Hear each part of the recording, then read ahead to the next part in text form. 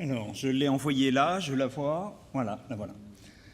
Alors, je suis Denis Milan. En fait, je représente Pierre Lebert, qui est le directeur de France Génomique, qui avait prévu de venir et qui n'a pas pu venir. Donc, il m'a envoyé ce matin la présentation qu'il avait prévu de faire. Donc, France Génomique est une infrastructure nationale financée par le PIA depuis 2011. Et c'est l'infrastructure de génomique en France pour la réalisation de vos projets de génomique. Pourquoi on a monté France Génomique ?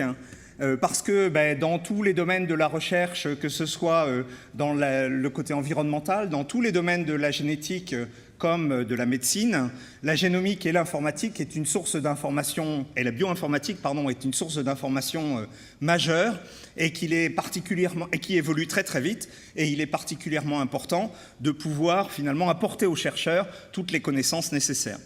Il était aussi, dans ce domaine qui évolue très vite, nécessaire de maintenir une capacité d'innovation en France et pas simplement de dépendre de grands centres qui peuvent exister ailleurs.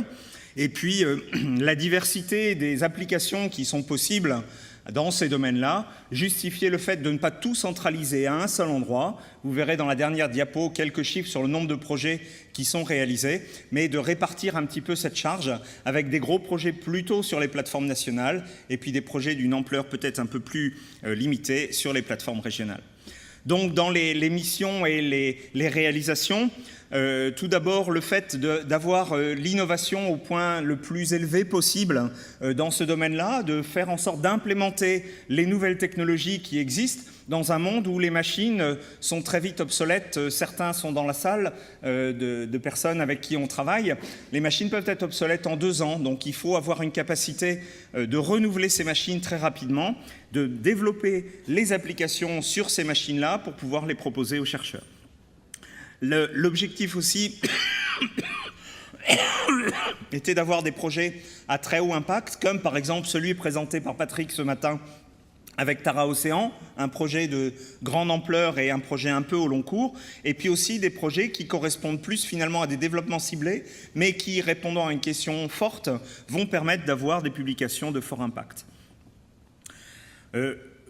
Les données sont produites en très grande quantité, il faut assembler des jeux de données, vous imaginez quand c'est le métagénome de l'océan, des capacités de calcul importantes, et pour ça on s'appuie à la fois sur ce qui est le très grand centre de calcul du CEA à Bruyères-le-Châtel, et aussi sur le réseau et l'infrastructure qui est proposée par l'Institut français de bioinformatique, l'IFB, et les différentes plateformes qui en font partie. Et puis, dans la dernière mission, le fait d'éduquer et de former la communauté, que ce soit les étudiants ou que ce soit les différents ingénieurs des plateformes, en partageant l'expertise entre les plateformes.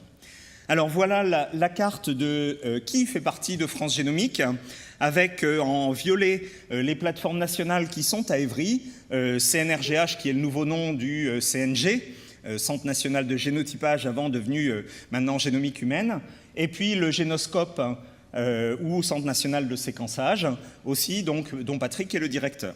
Et puis autour, 7 plateformes, alors là, qui sont représentées en rouge, plateformes de séquençage plus régionales, on va dire, même si 2 ou 3 sont dans Paris, qui ont la capacité d'être plus en lien avec des projets d'une taille un petit peu plus réduite. Ensuite, les plateformes de bioinformatique qui vont nous aider à traiter les données, qui, elles, sont en bleu. Et en complément de ça, quelques plateformes qui ont été associées à France Génomique et qui bénéficient de cette veille et de ces développements. Dernier élément, pour vous donner une idée de quelques chiffres sur les 6 premières années, je crois, 2012-2017, vous voyez le nombre de projets qui ont pu être traités sur les différentes plateformes. En termes de publication, ça ne fait pas très très loin d'une publication par jour. Et puis le nombre de personnes qui ont pu être formées sur les différents sites. Voilà. Dernier message personnel, parce que je ne serai pas là demain matin. J'avais une demande de contact de Diag Forzou. S'il est là, je suis là cet après-midi et demain après-midi, mais pas demain matin, mais on peut trouver l'occasion de se voir. Voilà. Merci Denis.